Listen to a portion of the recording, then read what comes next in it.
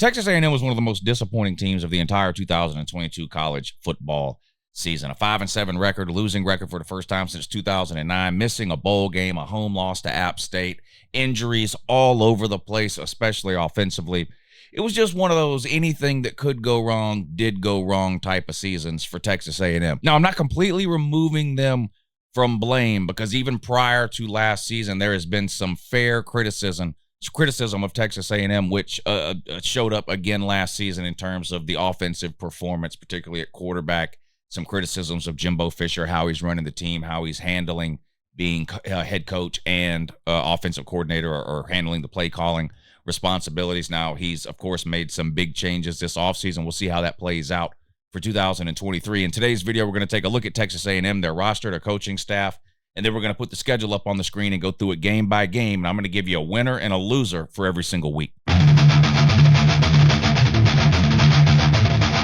Yeah, good morning, then. It's Uncle Lou here. Yeah, that's right. It's me, Uncle Lou, live on LouTube for you. Thanks for watching. I really appreciate you also, and in addition to that as well. Hey, make sure you subscribe to this channel if you're not already. I post college football videos almost every single day of the year, and believe it or not, some of them are even watchable. I don't know about this one. You can let me know in the comments down below. But we are going to be talking about Texas A&M today. Now, I've done an entire series of these videos over the last couple of months, preview and prediction videos, game-by-game predictions. I'll put a list up on the screen now of some of the teams I've done so far. If you want to click back and catch my predictions on those on those teams, just scroll back on the channel. You'll see the videos. But we're going to keep this rolling right up until the start of the season, probably up until week 1, right? Got week 0. I'll probably continue to do some prediction videos after week 0, but we're going to keep this going for another couple of weeks. I got, I don't know, 15 or so teams left that I want to try to get done. We're going to do this one just like we've done the rest of them. I already mentioned it. We're going to talk about the roster, the coaches, and then put the schedule up and go through it. I like to start these videos, though, by taking a look at some numbers, and we're going to do that again here with Texas A&M. So where do I have Texas A&M ranked heading into the 2023 season? Let me put out a brief disclaimer here before I mention this. My preseason rankings are not a prediction or a projection. Where I have a team ranked entering the preseason is not an indication of where I think that team will finish. The way I rank my teams is a combination of, where I think a team probably should be ranked based on the talent and the coaching staff, returning starters, things like that, versus where I think they deserve to be ranked based on, past performance, who they lost, those kinds of things.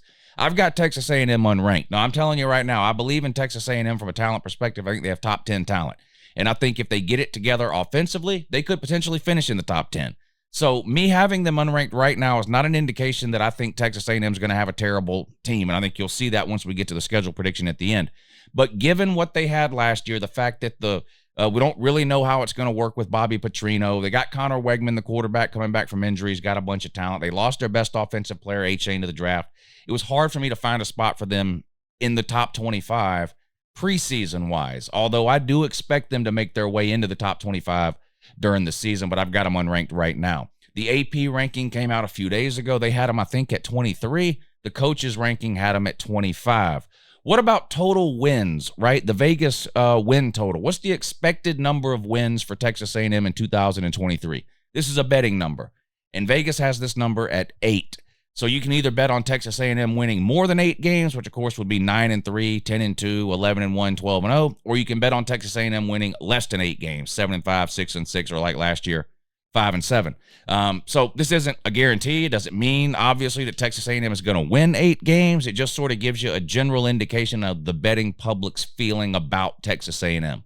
The betting public feels that Texas A&M is about an 8-win team, which kind of makes sense when you consider if you take last year away, which was an obvious disaster, and you take the COVID year away, which it is what it is, that's what Texas A&M has been, an 8-4, 9-3, 8-5, 9-4 after the bowl game type of team every single year under Jimbo Fisher. We'll talk more about that in a second. But the expected win total for Texas A&M currently at 8. What about Heisman contenders? Well, you always have to start with quarterback, right? So Connor Wegman. Now, clearly, he's got to stay healthy to have any chance of winning games even, never mind the Heisman. But he's got a ton of talent. Showed that last year, played in a handful of games. Expected to be healthy and ready to go heading into the season, and he is the highest. He's got the best odds of any Texas A&M player in terms of winning the Heisman.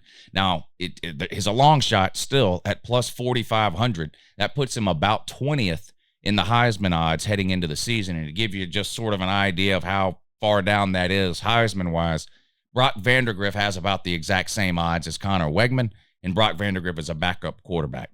So that just gives you kind of an idea, sort of the lack of faith that the betting public has in Texas A&M quarterbacks, although I do think Connor Wegman has the talent, the potential, and the ability to be really, really good. What about odds to win the SEC title in 2023? This might be a little surprising to you, or maybe it's not. I don't know. But they have, they're actually tied for the 4th best odds to win the SEC this year. They're tied with Tennessee. Their odds are plus 1,400. Ahead of them, you've got UGA at minus 115. Bama at, what is the odds for Bama? Plus 300 for Bama, plus 450 for LSU. And then you've got, of course, Tennessee and LSU tied at,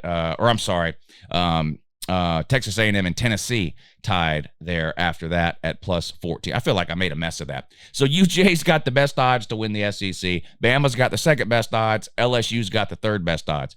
All three of those teams, the odds are pretty close. Then there's a significant jump to Texas A&M and Tennessee, who are tied for 4th at plus 1,400. And then a huge jump after that to the 5th best odds, which would be Ole Miss at plus 4,500. So at least according to Vegas, the SEC is kind of split up into 3 tiers in 2023, and Texas A&M finds itself in that second tier. In the top tier, at least according to the Vegas odds when it comes to winning the SEC, you've got Georgia, Bama, and LSU. In the second tier, you've got Tennessee and Texas A&M, and then you've got a tier that's like the biggest long shots you've ever seen, Ole Miss and everyone else, down there at around plus 4,500. What about winning the national title? Even longer odds here, of course. Plus 6,000 is currently the odds for Texas A&M to win the national title. However, that's 16th best in the country, so not terrible. Ties them with Oklahoma. So, again, just to give you an idea of where people view Texas A&M in terms of national title hopes compared to maybe another team, the same odds as Oklahoma. All right, Jimbo Fisher, been there since 2018, right? 9 wins, 8 wins, 9 wins, 8 wins, and then, of course, last year, the 5-7 season. Every single year Jimbo has been the head coach at Texas A&M, they've lost at least 4 games with the exception of the COVID year. And again, you can make of that what you will, but it has to be pointed out. He's lost 4 games every single year except COVID year. The buyout is probably the only reason he's still there. I truly believe that. I think he would have been fired after last season under any other circumstances. Just a complete meltdown. I mean, losing at home to App State, their offense was just non-existent. I truly believe he would have been fired after last season had it not been for the buyout. Now, the buyout is still astronomical, through the roof. You're talking upwards of $60 or $70 million, even if they fire him after this season. I don't think he's going to get fired after this season for 2 reasons. 1, the money. 2, I think his record's going to be a lot better this year. Of course, he's brought in Bobby Petrino. That's been sort of the biggest story of the offseason involving Texas A&M. Jimbo Fisher, of course, has called his own plays forever, and he's been very protective of it. He's got a very complicated offense. There's all the famous pictures and videos of him walking up and down the sideline with a notebook or sheets of paper in his hand. It's like 400 or 500 sheets of paper, and he's thumbing through it for the plays. Very hard on the QBs, just all that kind of reputation that comes along with Jimbo Fisher. And for the first time in his career, it looks like he's going to be relinquishing at least some of the play calling duties to Bobby Petrino.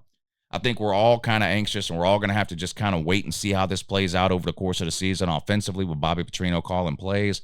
It's one thing to let Bobby Petrino call the plays against some of these lower tier teams, like they start out with New Mexico. What happens down the road when they're playing, an Alabama and LSU, a Tennessee, somebody like this, and it's a tight game in the third quarter.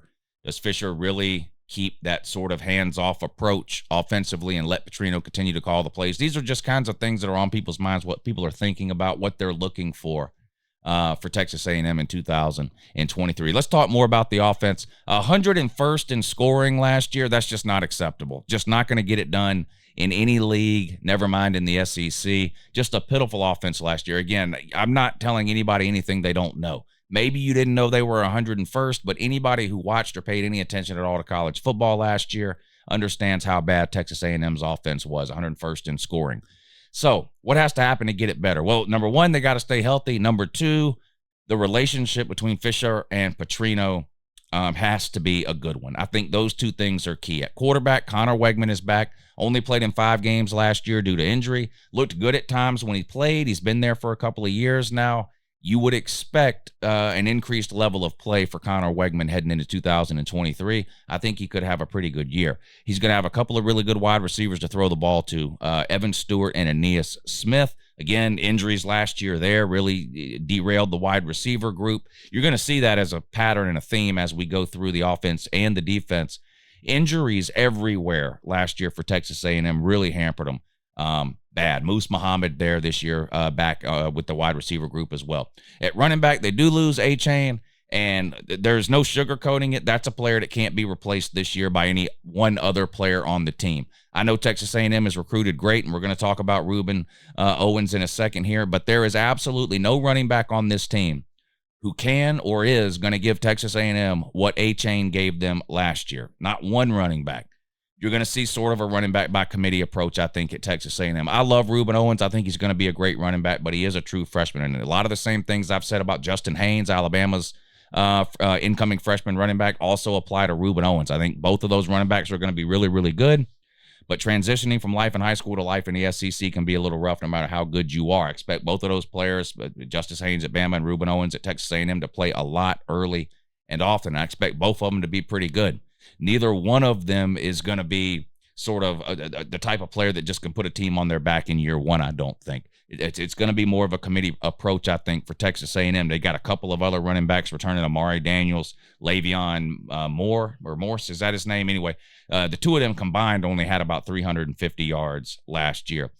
Unlike a lot of other teams in college football who have kind of gone to a 2 or even 3 running back approach, Texas A&M, at least the last few years, they've rode their workhorse, and that's A-Chain. A-Chain was their primary running back. Some teams, it's hard to even tell who their starting running back is anymore or who's like RB1.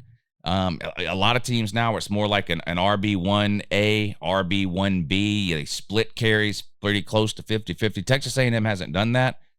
I expect that they will do more of that this season. Again, Ruben Owens is definitely the most talented and has the highest potential of any running back on the team for Texas A&M, but because he's a true freshman, I think they kind of ease him in a little. I think you'll see a lot of those other guys as well at the running back position. What about the offensive line? Well, some good news, right? You get Bryce Foster back again from injury from last year. That's huge. So that's your center. As long as he stays healthy, you're set there. Cam Dewberry, a sophomore guard, might be the best offensive lineman on the team. We'll see. Robinson is back on the other side. Tackles Zune and what's the guy's name? Fathery? Look, some of these football – I have a hard time pronouncing some of these football players' names. Look, I don't name these people. This isn't my fault, but I think it's Zune and Fathery. You know, again, these are players that have talent and potential. We all know how well Texas A&M is recruited. The offensive line's got to play better. The offensive line, yes, injuries hurt the offensive line last year. That is what it is. Everyone suffers injuries in some form or fashion. Texas A&M's offensive line did not play well last year. Those returning players are going to have to play a lot better. Over on the defensive side of the ball, this was what surprised me about last year. And honestly, if you were to ask me what's the biggest reason Texas A&M went 5-7 last year as opposed to their normal 8-4, I would probably say the number of injuries had a lot to do with it. But it was the defense letting them down. Texas A&M has been carried by their defense for years. If you go back and look at Jimbo Fisher's time in the SEC, 2018 till now, most years they've had a very good defense. In fact, there's been several years where they had a top 5 defense. Nationwide, I'm talking. They've always got a top 2 or 3 defense in the SEC. That wasn't the case last year, and I think that was another reason that their record sort of took a nosedive last year. They were 123rd against the run last year. Now, I watched a lot of Texas A&M, and it's, you know, it's obvious really, really quick when you watch Texas A&M how bad that offense is. I don't remember that defense being that bad when I watched it last year, but when I was doing my research and taking notes for this video today, 123rd against the run, that surprised me. They're obviously going to have to play a lot better against the run. How do they plan on doing that? Well, defensive coordinator DJ Durkin does have some parts and pieces to work with. Again, the recruiting classes at Texas A&M speak for themselves. Now, along the defensive front, you got Jackson and Diggs. Again, 2 players that are back from injury, continuing the theme really of the entire video.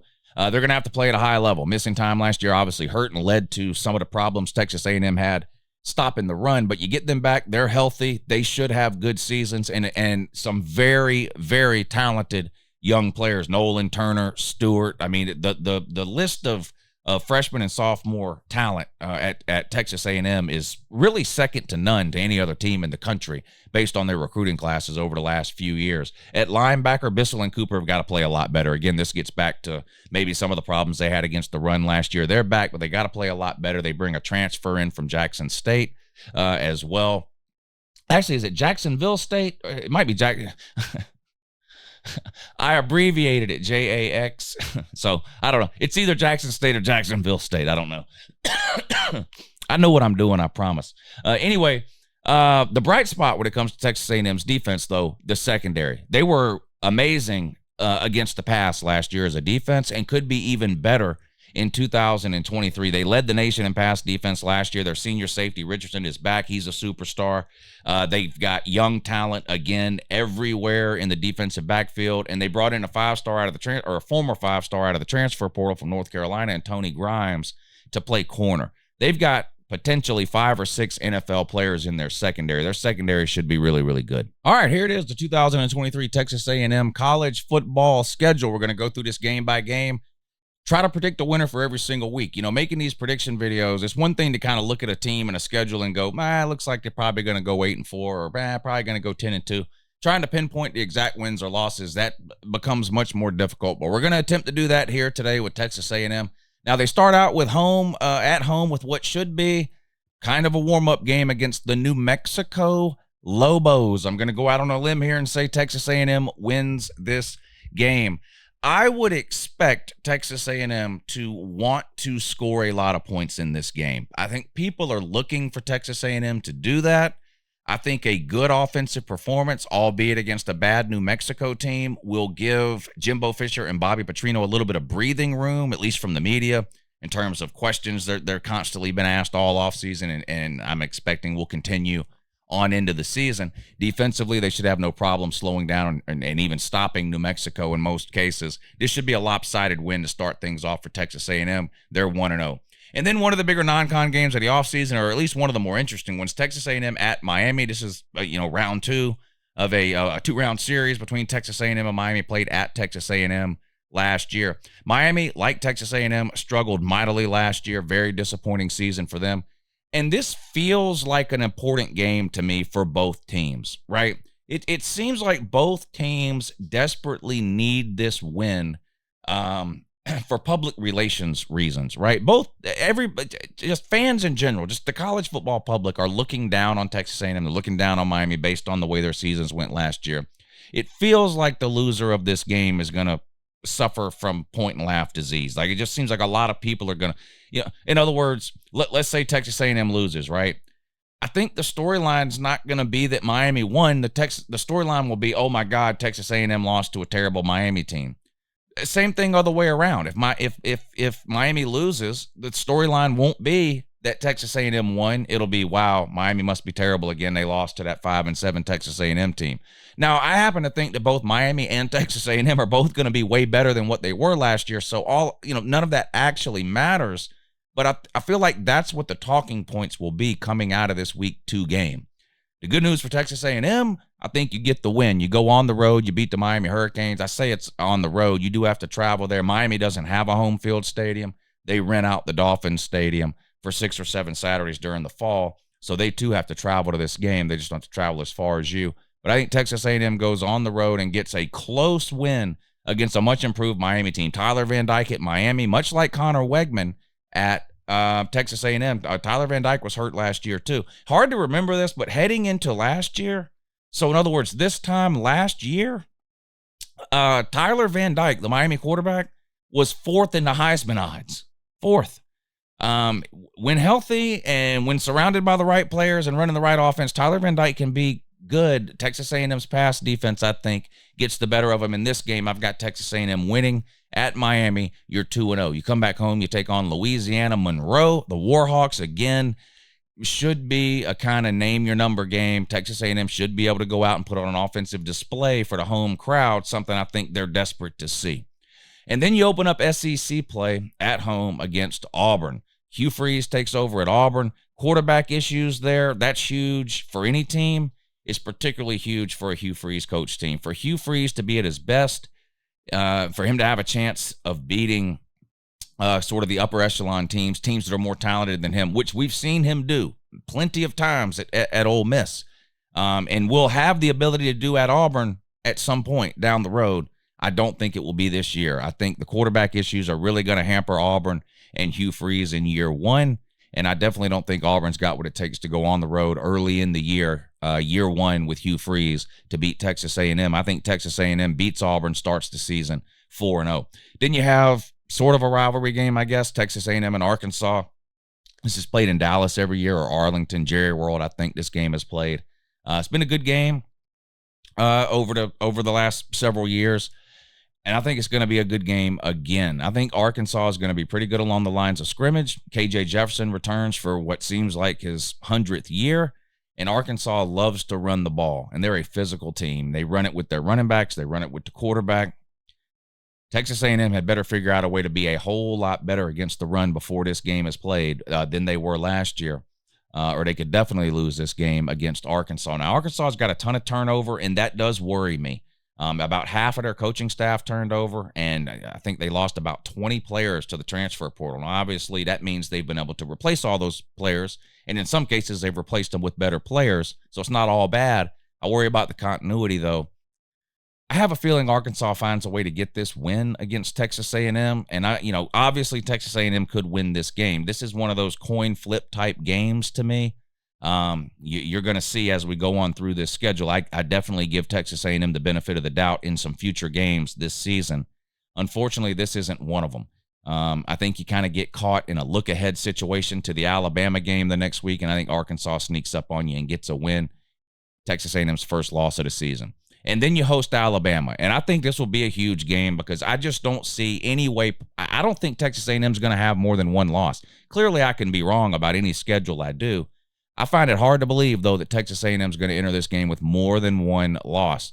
Maybe you say the same thing about Alabama. They could obviously lose to Texas early in the year. Maybe you both have one loss. Maybe one of you undefeated. One of you just got the one loss. Whatever the case, it's always a big game when this game is played. I think this is going to be the case again. Texas A&M took Bama to the absolute wire last year, almost beating them. Came up a little bit short. I think Texas A&M gets revenge this year. I think Texas A&M beats Alabama at home. I think Alabama could be in for one of the worst seasons they've had under Nick Saban. Now, keep in mind, a bad season for Nick Saban at Alabama is 10-2 or 9-3, right? They're still one of, if not the most talented teams in the country, but they've got quarterback issues there that I'm not sure will be worked out by this point in the season. In fact, I would not be shocked at all if Alabama is on to its second starting quarterback of the season by the time this game is played. They've got Jalen Mildew, Ty Simpson, and then they brought in Tyler Buckner from the transfer portal. For a while, it appeared Buckner was going to get the job, or why else bring him in? Then it looked like, well, no, it's not working out with Buckner. It's going to be Ty Simpson. And now the closer we get to the start of the season, you're starting to hear more and more about Jalen Milroe, so we'll see. But the point is, by this point in the season, whichever quarterback they have chosen to start could have been replaced already by this point in the season. I don't know. Alabama's going to have a hard time running the ball. They're going to be, a hard time throwing the ball. With that, new quarterback, wide receivers that just aren't to the level of what we're used to seeing at Alabama. Again, Texas A&M's got to look. If Texas A&M isn't better against the run, they'll lose this game by 14 to 20 points. I've got Texas A&M winning. It's at home. I'm just not buying into the Bama hype for this year. I think Texas A&M gets a huge home win over Alabama. You turn around, go on the road, take on Tennessee, and I think you lose. There might not be two tougher games played back-to-back in the SEC all year than Texas A&M having to host Alabama and then travel to Tennessee. And it's going to be two different totally types of teams that Texas A&M plays. I'm thinking, and a lot of people are thinking, Alabama's going back to sort of a 2015 type of a approach, a lot of running between the tackles, that kind of thing. Tennessee is going to spread you out sideline to sideline, run plays as fast as they can, try to catch you sleeping, hit you over the top, that kind of thing. 1-1 against these two teams is a huge W because it's very possible you lose both of these games. I think even as a Texas A&M fan, you have to acknowledge you could lose both of these games. And there really would be no shame in losing both of these games. These are two top 15 teams. Some people have both these teams in their top 10. But both of these teams are in the top 15 of every single ranking you look at. There'd be no shame in losing them both. I feel like you split these two. So I'm going to give you the win at home and the loss on the road. That takes you into your bye week with 2 losses. You come out and you host South Carolina, a team that you play every year from the SEC East, and a team that you just absolutely owned. In fact, last year was the only year that you beat you. Last year being one of the best years South Carolina has had in a while and one of the worst years Texas A&M has had in a while, and that's what it took for South Carolina to beat you. I don't think it happens 2 years in a row. Plus, you get them at home. I think you beat South Carolina. You go on the road, you play Ole Miss. I'm still waiting around for Lane Kiffin to get a big win in the SEC. I think he might be the most overrated coach in the country as far as the way people talk about him versus the results on the field. I've looked it up. The best win I can find for Lane Kiffin since he's been at Ole Miss is an Outback Bowl win against Indiana. If you go by ranking of teams, that's the best win he's got. I don't think he beats Texas A&M. I'm giving you a win on the road at Ole Miss. Here's another dangerous game at home against Mississippi State. A lot of people, and I'll raise my hand because I'm guilty of this too, have kind of written Mississippi State off for this year. You know, Mike Leach tragically passed away at the end of last season, and he runs a very niche offense, right? Mississippi State decided to promote the defensive coordinator. So they're going to be transitioning from a team that's used to throwing the ball 65 times and playing wide open to a team that wants to play good defense, slow the game down, run the ball, control the clock, that kind of thing. With that being said, they still have Will Rogers. They're not going to abandon the past. The guy can sling it. They've got something like 20 of their 22 starters are seniors. It's just an absurd number. I think it's 20. If it's not 20, it's close to that. Very experienced team, veteran team. I do think Mississippi State is going to beat 1 or 2 teams this year that are going to surprise people. It could be Texas A&M. However, I'm giving Texas A&M the benefit of the doubt here, but I do think this is kind of a toss-up, coin flip type of game. I'm leaning Texas A&M's way since it's at home. Abilene Christian late in the year, a win for Texas A&M. And then what will shape up to be a huge game at the end of the year at LSU, a game that could determine who wins the SEC West. I'm going with LSU in this one. Mississippi State gets a lot of players back. So does LSU. And the players that LSU is getting back are a lot better than the players Mississippi State is getting back. I think Jaden Daniels is a legitimate Heisman candidate. He's got to maybe improve his throwing a little bit, but he can hurt you with his legs. Their offensive line is going to be great. The running backs are good. They've got NFL wide receivers. They might have the best front 7 in the SEC. Mason Smith is back from injury on the defensive line. Harold Perkins, considered the best defensive player maybe in the country. At linebacker for LSU, I think they're the real deal this year. I do think you lose on the road at LSU to end your season. That's the bad news. Good news is I've got Texas A&M at 9-3. Now, I fully understand that I'm likely to be laughed off the internet for this prediction overall, 9-3, and particularly the fact that I have them beating Alabama at home. And I will concede that it is a tall task for Texas A&M to beat Alabama at home, and obviously Alabama could win that game. If they do, then Texas A&M's got to find one of these other games that they can win. The Arkansas game, for example. I think it's very conceivable. If you want to argue with me that Texas A&M's not beating Bama, okay, I'll concede that point, and then I'll say, okay, well, then they're not losing to Arkansas. So my point is, even if they lose to Bama, I think it's still possible Texas A&M goes 9-3. In fact, I think 9-3 is the most likely record. I would not be shocked if they showed up and beat Tennessee and Knoxville. I think Texas A&M is going to be one of the most improved teams of 2023. Talent usually wins out in the end, and Texas A&M is an extremely talented team. And if the relationship between Jimbo Fisher and Bobby Petrino can be a congenial one, if those two grown-ups can learn to get along in the same room, and Jimbo can actually let go of some of those play-calling duties and let Bobby Petrino do his thing, I think Texas A&M can get to 9 wins. Now, I don't think they can win the West, not necessarily because I don't think they're good enough. I just think LSU is too good this year. I think LSU wins the West. I think LSU is head and shoulders better than any other team in the West right now. But I think Texas A&M has a really, really good year, 9-3, probably finishes second in the SEC West. There you go, my Texas A&M 2023 college football season preview and game-by-game prediction. Be sure you let me know down below where you think I'm wrong. Let me know what you think Texas A&M is going to do in 2023 and which teams it is you think they're going to lose to. I appreciate you watching. Have a good morning.